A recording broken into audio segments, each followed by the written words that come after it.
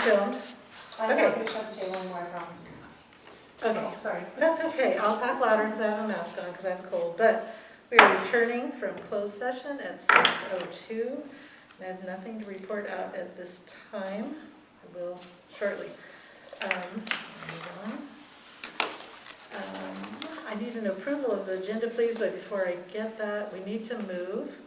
Let me see what the final number was, 11.5 up to 11.1. So we'll just, whoever approves it, we're going to move that up. 11.3 should come before 11.1 as well. Yes, and 11.3 will come after first. We're going to do 11.3 second, and then we'll go down to 11.1, 11.2, and 11.4. Does that make any sense? Yes. Yes, okay, thank you. And we're going to pull the personnel action report from the consent agenda as there are none. So with all that said, may I have a motion to approve the agenda? So moved. Great, and a second? I second. Okay, all in favor? Yes. Okay, motion approved. And we'll move on to, do we have public comment on non-agenda items? We do not. Not, okay. I'm going to hold off on reading. Celebrate Independence Day as the day the original 13 colonies declared independence from the British Crown. Actually, the Continental Congress declared independence on July 2nd, 1776. And the American Revolution had already started in April of 1775. The Declaration was actually signed on August 2nd, 1776, and wasn't delivered to Great Britain until November of 1776. July 4th is the date written on the official document, which is stored in original printed copies that were circulated throughout the nation. Would you please join me in the Pledge of Allegiance? Pledge allegiance to the flag of the United States of America and to the republic for which it stands, one nation, under God, indivisible, with liberty and justice for all. Thank you very much. And on to item 5, acknowledgements. Well, this feels a little redundant. 4th of July is a public school holiday per the California Ed Code section 37220, and also a state holiday per California Government Code 6700. All of the USD offices and campuses are closed. Great, thank you. And on to communication, I think you said you did have something? Or is that So public? I just got a couple of clarifying emails because there was some difficulty getting into board chat. And so they were just clarifying our position and the agreed upon letter out to that. So. Great. Does anyone else have communication? Letters, emails? From last week. Me either. Okay. And do we have public comment on agenda items? No, we didn't. We do not. Okay. If we get one, I'll read It's the just allergies. No. I got a cold, that's why I'm writing. It's just allergies. Okay, we'll move on to reports, and I see we have Don Alameda here. Well, up already? You're up first and foremost, statement on general obligation bond funds. Okay, I want to go in here, please. All right. It's a touchscreen too, so if you want to control. Okay, so just go up. That's, you want to click to the first one? That's your first one. Okay, good. Well, as you know, phase 1 is essentially almost done. We're in the building. It's all the finishes are done. What remains is the boiler still needs to be installed. It's scheduled to be installed right after 4th of July.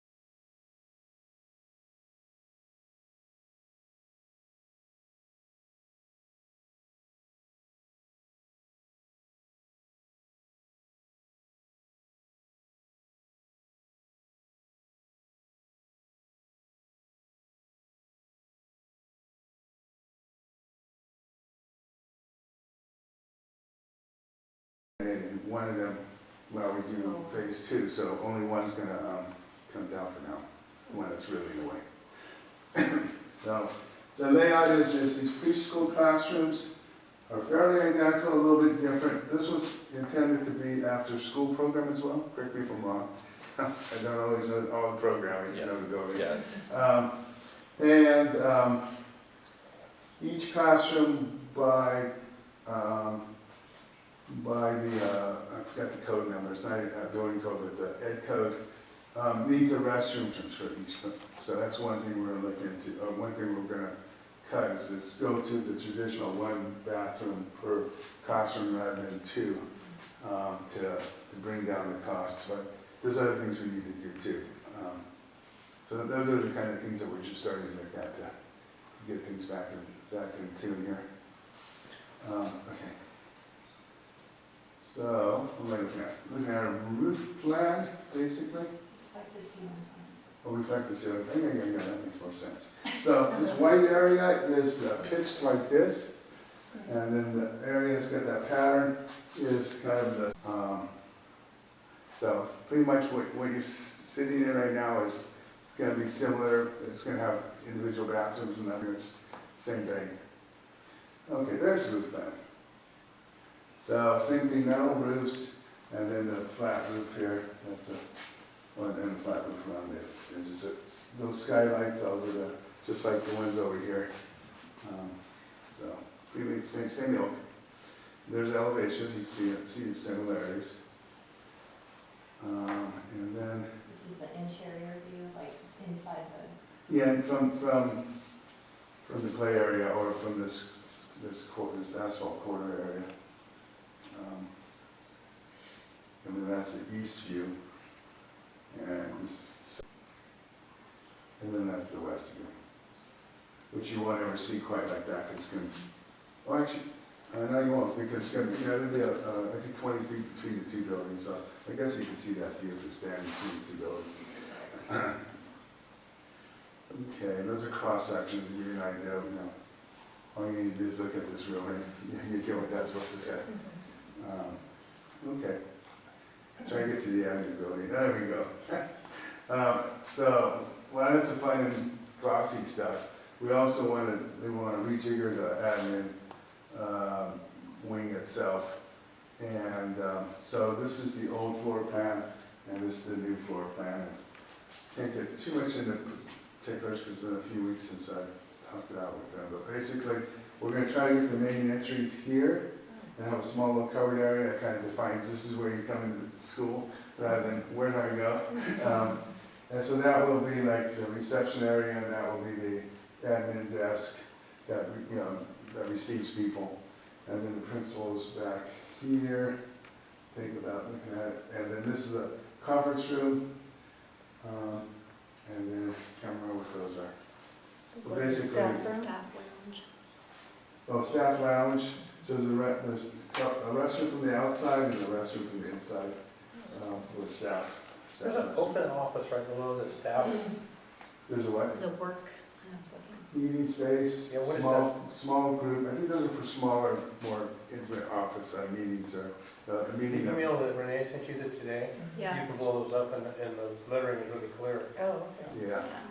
I think the intent is to use those as counseling spaces for students. College when group and things. Yeah. Because I was confused, because there was a conference room, which is right off the principal's office, and then there was the staff lounge, and then there was another room as well. Workroom here? Well, that Yeah, room, okay. then the staff lounge, and then there's a Open meeting office, room. it says right there at the base of the screen. Yeah. Open office, that's what I didn't, like, what's that difference between an open office and the conference room? Like, why would That's kind of like the south side of the DO now, where you've got a couple workstations, but they're not private offices. Mhm. That's kind of what this is. They've got 1, 2, 3, 4 workstations that are in an open area. So is that like Joanna and? Secretaries. Yeah. They would be further, no, that I really think is for the counseling is what we were thinking. in that Okay, space. maybe, yeah. Yeah. And And the then conference room would most likely be used by the principal during the day? during the day. Because at yeah, nighttime, IEPs I and was that sort of thinking thing. they could have an IEP and Parents Club wants to have their meeting. Where would the Parents Club be having their meeting? We The can do the library? conference room or the conference library, room or the yeah. library, Mhm. or the, For the multipurpose. and so when, do staff actually have meetings in their lounge? Or just, It's usually lunch. Yeah, it's usually lunch and so on an ER day when there's a staff meeting at a site, where do they meet? they usually rotate classrooms here, Okay. so. So it's just, yeah, because it seems like there's an extra, I guess at one time of day, you need that extra something, but I just wasn't sure. Yeah. It seems like there's a lot of open stage, which is great. Let's see it on the program tonight. I really like the traffic flow Yeah. for the kids. Mhm. Yeah. And then this is, this is the admin area, that's kind of open office as well, behind the counter. Don, where's the bus loop in relation to that building? Let's go back to that first one, the site plan. The kind of the top end of the bus loop was kind of in that area. Okay. Back to the site plan, couple more. Look at that one. Yeah. Okay, so the bus loop, It's that long building. this is that, I forgot what the name of that use is, but this is that current driveway. Mhm, but So that's here's the right. bus loop here, and pretty much the entry to the admin will be Oh, great. like, And then where are we right now? you're right, We're you're not right Jay, right now. we're, okay, Jay's the Yeah. new, okay, that's you. Sorry. I Yeah, was so like, the bus would turn in here and come out here, and people would cross here. This is the main entry to the campus now, at the bottom of, where that reception counter is. So, not to get in the weeds or anything, but why are we keeping that entrance that is so confusing now? The upper one. That right there? Well, that was- Oh, that's the entry to the multipurpose room? So that's where we. Or- Because we wanna come in there But now, there, it's so. but if you go back to the other one, that was gonna be my other question. The copy room, it still has a door, so you think you would just wall that? Because it, unless it's a fire thing, like we don't want Yeah, chances are that door is gonna be locked, Locked all so the the time. only entrance is going to be to come in that main Okay, entrance. so there's still gonna be. It's We're gonna just have so a awkward. little canopy here that really advertises that that's the main entry. Yeah, I was gonna say the relief down at the bottom that showed, you can see the canopy and you're like, oh, okay, that. Yeah, because this would have to remain for, fire exit for the multipurpose room. You can think of more as an exit than an entrance, and a lot from the outside. So, I think that's all I got for today. We'll write up for questions, some may not be the answer on that one. Does anyone have questions? We'll come down to the local park. Yeah, we'll go back to that schedule, that was the plan, and there's nothing, you just got started with management, any hiccups, I would say otherwise. Kathy? What is, it's phase two, I mean, are we looking at it sometime starting in the next year, or are we looking not till next August? Yeah, I'm thinking, I know you don't have get to. into the ESA by this fall. If I need to firm that up with TK, what their thoughts were. We really haven't, but that's it. I mean, we'd like to roll right into phase two as quick as we can, although it's been arduous to get through DSA in any timely manner these days. So if you had a, you could predict the future, when would people be pounding, making noise? If we're doing it next summer, Okay, yeah, that'd be ideal. that would be Get ideal. most of the noise Yeah, done. yeah. But I need to wrestle down our PA and get through the schedule. I know we've been impacted with a lot of work, so I had to go, it's kind of been pushed out. Right, and this one's going over so far. Yeah, the intent is not to go over, or little. We're gonna give you all that campus. Oh, I'm sure we are. That's what I was looking here. Yes, yeah, we're gonna make that happen, just Great. might have Figure it to out. scale it down depending on what the needs are at the time. Or I'd love to get a CTE grant and we do CTE while we're there and just do a whole building that includes all that, but that's pie in the sky. So remind me, what is that fourth extra classroom? So TK. it'll be for the, after-school program. Okay, We're paying gotcha. for it with the ELOP. Gotcha, Yeah, and with that fourth classroom came about 1.3 million in addition. It came with Yeah, dollars. so you really can't attribute that being the reason we're over, it's just, It maybe a is. little bit pessimistic estimating, it's just the cost of things really wasn't adding that Okay. classroom. We might have been adding an extra bathroom in each classroom, but we're gonna take care of that. Those are good, fun. Oh, that's great. Awesome. Yeah. Thank you. All right.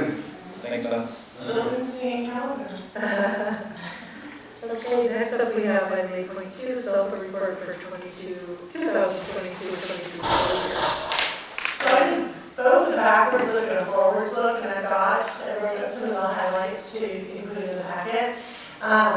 One of the big things that happened this year is that state preschool, Heather Brown in her autism class, she was doing discrete trial training, several urban kids, and they were just coming in and mainstreaming when she was working with them. The research is really clear that our children with disabilities are included with their typical developing peers, right? So we've included them. Well, here's the exciting news. The teachers and staff are reporting to me that we're seeing more progress on goals.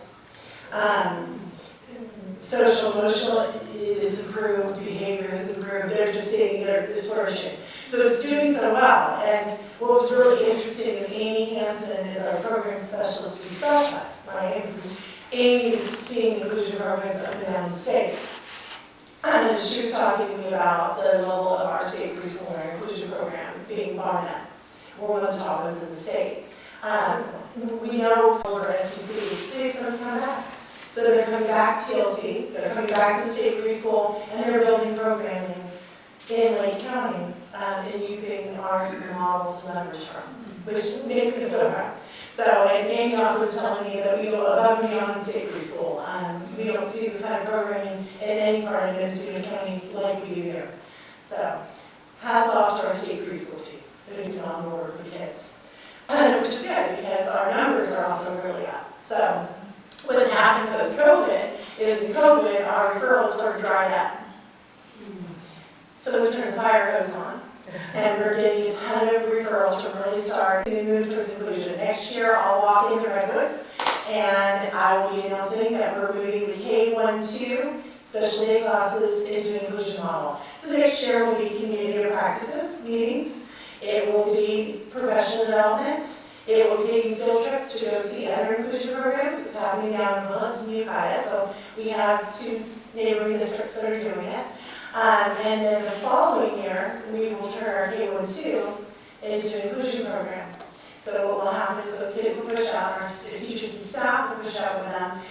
Our students with disabilities will be up, and then our special education and general education teachers will be collaborating and lesson planning and delivering instruction together. And since I go through both programs, I can say that you learn different things as a general education teacher than you do as a special education teacher. It'll increase capacity.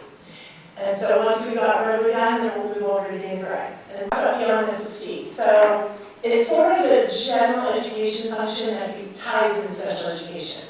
So during COVID, I was part of a conference that covered SAFES, which is our platform for writing IEPs, right? It's our web-based platform. They also really call Beyond SST. Conversations, and this web-based platform has seen their special education rates go down. We're at 13% for our UI currently. They've seen that go down, and then they don't get the referrals where they assess the student and the student doesn't qualify. They found that went all the way down to 0. So students were either responding to the intervention, or they're truly, we're a child with a disability. We were tracking it, we assessed and qualified. So we're moving in that direction, not without the bumps. You know, there's all the bumps and hiccups along the way. Let's see what else we have in here. Oh, we still, I say this every year, we still don't have any due process violence. Hats off. One of the things our teachers, knock on wood, that could change, but one of the things I feel like our team does really well is work with parents. They're very student-centered, they're very parent-centered, so they don't go into a place where it's adversarial. They're listening, responding, and so far, knock on wood, so far we've held no violence. So 7 years from now. Next year I'll be able to say 8 to you.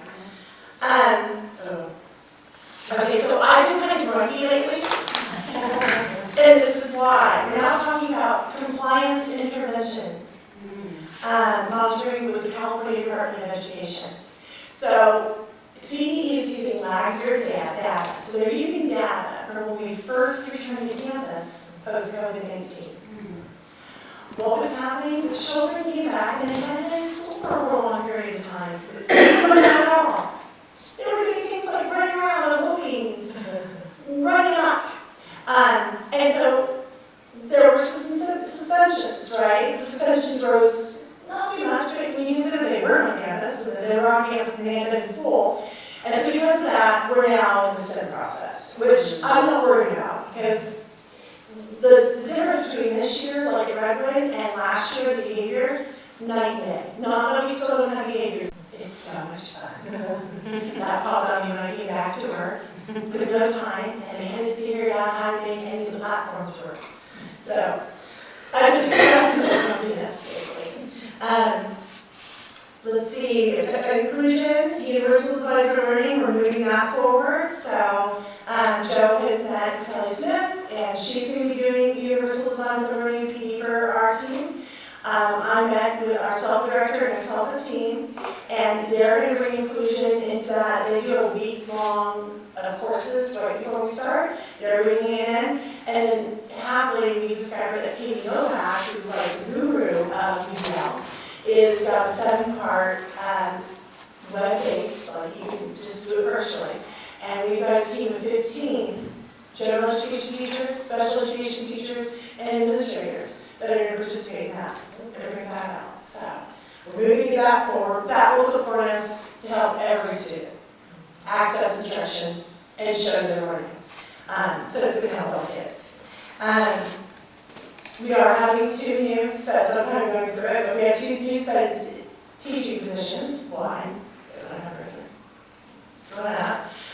and what we're trying to do is not load them up all the way. One of the things I was always concerned about is if you load a resource teacher up to 28, as soon as you're getting these on max, we're now limiting their ability to do intervention, to collaborate with general ed teachers, to teach a student. And yes, we can case carry, our ed code says you can case carry up to 28, but we're actually be able to do more for kids, better, with a lower caseload. And then hopefully what will happen, and here's probably the real reason, well, one of the real reasons, every spring we're in an overage situation. So we're case carrying too high and running into overages in the spring. So we're going to add some new positions, bring those caseloads down. Part because our numbers are going up, in part trying to improve service delivery. Our own ED program, and then the county wanted to take it over. And that hasn't exactly been the smoothest thing in the world, and our service delivery is on. It's coming back to us. So the last time we had it, it took it in 1920. We're getting it back this year. So our ED classrooms will be run by us. We found that having the Redwood curtain, as Becky used to call it, in between us and Ukiah, it limited their ability to support. They tried their best. They were filling in here to our campuses. The kids weren't tied into our site admin, so this is a really good move for our kids. And that's sort of the highlights. What's going on? There's a lot more, but that's the highlights. Any questions, comments? Yeah, no idea. Maybe not reading. Things to find magic wand that makes it work. What do you see as far as the increase as far as kids with Down syndrome, kids with autism? I think we're seeing a lot falling on the autism spectrum right now. I really do. I think that's continuing. Even though I just saw the literature today, they called it a low incidence disability, meaning we don't see it very frequently, like deaf, blind, but we're still seeing quite a bit in there. We haven't been disproportionate in years past, and this year, I'm not very concerned about it, but this year with the county, so even though the county was running our ED program, on our dashboard, whatever was happening, we were owning, right? So if they were qualifying kids, if they were disproportionately identifying white boys as ED, then that hit our dashboard. It did hit our dashboard. And when I talk to the preschool team, and I say, do we have kids that are, can we do it with intervention? Because we really want to be sure that when we put a child on an IEP, that they have disability. Because an IEP, you want it if you need it, but it also has a label to it, right? And that label has some pros and cons associated with it. So we don't want to take a child that's struggling because they're learning a second language, or their social and economic background is low. We don't want to say those kids have disabilities if they don't. We want to get to them in intervention. But what their team is telling me, so long story short, what they're telling me is that the kids that we're seeing popping at preschool are pretty severe. So these aren't kids that we waffle on about qualifying. These are kids that are clearly qualifying with a significant disability, usually in the form of autism is a really big one right now. It continues to be. And the NOVAC training, is it just Redwood staff? It's district-wide. So Mrs. Erickson will be in the training, for example. Mrs. Deere is going to be in the training. We have Debbie Crowning Shield from the middle school, so we have Gen Ed, ANSPED. It's super exciting. I got really pumped. I was emailing Joe and calling Joe. So I'm like, okay, they're all jumping in. We're getting Gen Ed, special ed, and admin. And that's a good start. That is great. Yeah, and I'll push it to get into the fall, so hopefully we can get more signups. Because it's hard to get NOVAC, but not have to fly to Southern California, so. Right. My only question is the ED coming back, is that happening countywide, or is that just because of us? Countywide. There were problems with delivery everywhere. So it was a novel idea. And it might work in districts where we're not so rural and remote, but we're so rural and remote that it was just unfeasible. They didn't have the supports in place. So what I noticed was we had teachers that didn't know how to write or deliver IEPs. They had trouble with instructional delivery. These are some of our most needy kids. They really need site admin and site response. And we've got some tremendous personnel working with them. At our high school, Amanda Durgan is doing incredible work supporting these kids. And she's a treasure, an absolute treasure in the district. So it's going to be great to get them back. And what Amanda had said to me was, oh good, I really wanted to look at big picture learning for our students with ED. I think these kids are not going to be chasing diplomas in college, Caroline, but chasing work. If we get them interested and dial in through big picture learning, we'll get better outcomes. So we're going to start working on moving in that direction. Good things to come. Yeah. And the SST program, so that's all the schools when you do this program. Yeah, so we have beyond SST. So if you have a kid, let's say back in the day, because I'll always be a teacher first. Back in the day, if I had a kid that was struggling, I might try an intervention at the beginning of the year, like, let's try proximity. I'll put them up, they've tried an intervention, taken a conversation with the team, and we're not just having that first conversation at the SST. We've already talked to the parent, talked to our colleagues, we're giving them the data. Yeah, it's exciting. Yeah, that's really great. Well, thank you. Anything else? Thank you, Carolyn. Good news. And if it's okay, it's Carolyn's anniversary, so. And you shall leave. Happy anniversary. It's our 10 years, so I'm hopefully going home to a nice surprise. If not, he's going to be in the doghouse for a while. Well, thank you for joining us for. Thank you so much. I'm hopefully walking back to a surprise. Thank you. Thank you. Okay. Oops. So we'll move on to 8.3 superintendent report. So there are no significant things to report since last week's meeting. So, Imagine. other than, we'll a little bit later in here, I have some detail for LCAP before, but I'll say that then. Great. And do we have a CSCA report this week? We do. Or MPDTA? And any public comment? No. Okay, everybody's on summer break. Okay, we'll go to approval of the agenda consent items. We pulled that.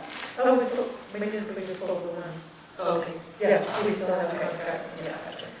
So, what's that? There's one contract. There is one, yep, there's one more. We pulled personnel action report, the consent calendar is provided for agenda items that are routine or non-controversial items on the consent agenda are passed in one motion without discussion. Any item may be pulled, which we did. So, may I? So we're approving the 3 contracts, right? The future learning, Lincoln Oh, County, okay. and Brad is going to be a consultant for all day. Oh, yeah, that's it. I'm Yes, sorry, yeah. there were 3, that's right. Okay, well, now that we've discussed that, we probably don't need to say contract. So, may I have a motion to approve?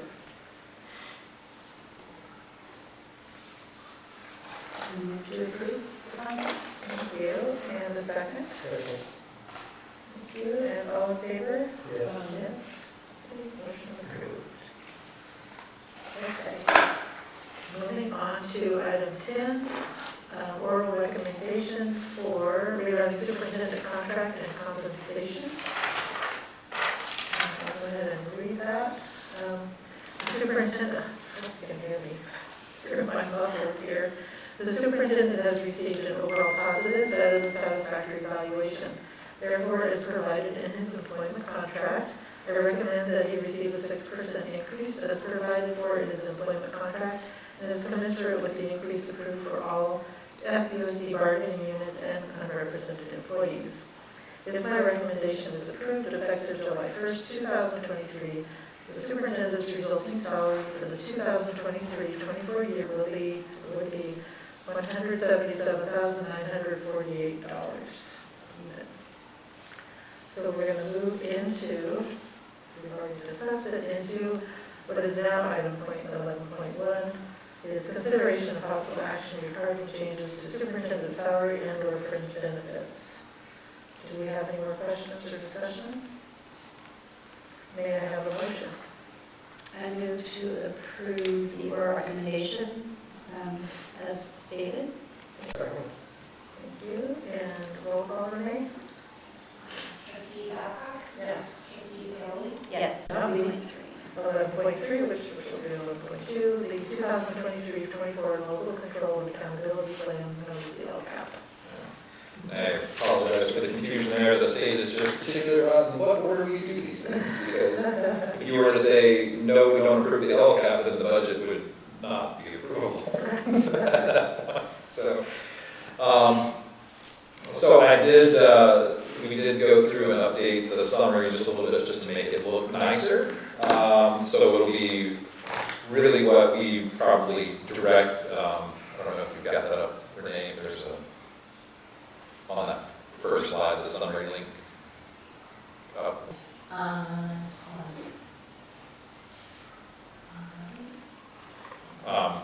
Anyway, so we changed from the ugly yellow highlighting that I did. Just changing the font color and just making it, bolded in certain places and that sort of thing. So I think it looks like the whole other document, and I don't know that there's a lot of benefit. If we have a parent come to us and request the full thing translated, we'll go seek that out at that point, but this really covers all of the details and the new items as well. So. Okay, thank you. Do we have any It's comments? just the questions? 3-pager. Is this, Yes. Yeah, 3 pages, just 3 pages. 3 pages, yes. I know there were also some questions at the last meeting just about social emotional learning, so I did reach out to all our site principals and get a little bit more feedback on what they're doing. So from Redwood, we have, there's about 25 to 30 minutes daily of social and emotional learning in classroom. All this is in the PowerPoint that's in the folder. So if you, the staff there are using Second Step and also supplementing with the Mind Up curriculum. Second Step focuses on the SEL as a whole, and Mind Up focuses on how the brain and body respond to emotions. So it's kind of cool that's when you have an amygdala takeover and that sort of thing. So the counselor also provides some model lessons in the classroom, and then I'll talk about, there's some things that are happening at all sites too, so that's not all that's happening there. But at Dana Gray, we've got Second Step used as well as the SEL curriculum in classroom. In addition, teachers are using community circles as a regular practice. I won't say every day, but it's happening fairly regularly through the week. And the counselor will provide classroom lessons for students in the coming year. The staff is also interested in piloting a new SEL curriculum. So Jamie talked to me about that today. I said, great. They just said, she thinks that Second Step has been around long enough now where some of the teachers are just kind of getting commonplace with it, and they're just not, they don't have quite the vigor for Right. the delivery of it. And I can understand that. It gets boring talking about that same situation for the 5th time or something. But, so, at the middle school, we've got homeroom is scheduled 4 days a week with an SEL focus. Teachers use Second Step, community circles, and SEL lessons that have been created by the counselor to support that. In addition, the counselors meet with groups at lunch, and there's the web leaders to provide support so that where everyone belongs. Support, which is super important at that level, so that we can kind of see students' growth in some of those SEL skills, so we have something to measure. And if that's effective, then hopefully we can bring it out to all the appropriate grade levels within the district. At the high school, we've got Edgenuity used weekly during advisory for the SEL curriculum. Mindfulness lessons are also used. We have the Link crew providing that peer to support other students if needed. Counselors also provide suicide prevention education as a part of freshman seminar. So that's a big introduction they do there. And lunchtime, they have the intramurals and campus clubs that also support positive SEL. At Alternative Ed, we of course have the small staff and student ratio that really offers that personalized approach. That's a huge SEL piece all into itself. They also use the community circles, and restorative practices are used throughout all the classrooms. Restorative practices are at the other sites as well, but it's really a major focus at the Alt Ed. And then district-wide, as you know, all sites have our counselors who run individual and small group counseling. In addition, we have more intensive counseling with LLMH at all sites, and we have about 40 hours a week of that, so I thought that might, I know you don't always know you see the dollar amount, but not necessarily what the service level is there. And that's 40 hours of direct counseling with students, and then they have some other time built in for their billing and recording and all that stuff. And then for 23-24, we're adding the parent education events, and we want to ensure that parents have some supports to support SEL at home, because that's one of the most common things that the administrators report hearing from parents is, I just don't know what to do. And so we're hoping to have some opportunities for parents to engage in that. I would love to be able to video them and put them up and say, hey, you weren't able to come that night. Here, it's still here, or maybe you came and you wanted to hear that again, or whatever. So I'm hoping that we can get all that integrated so that it just creates a nice little support structure for our parents. Yeah, well, nice to have the video where they can access anytime. Yes. So often they can't show up for the live presentation. Yep.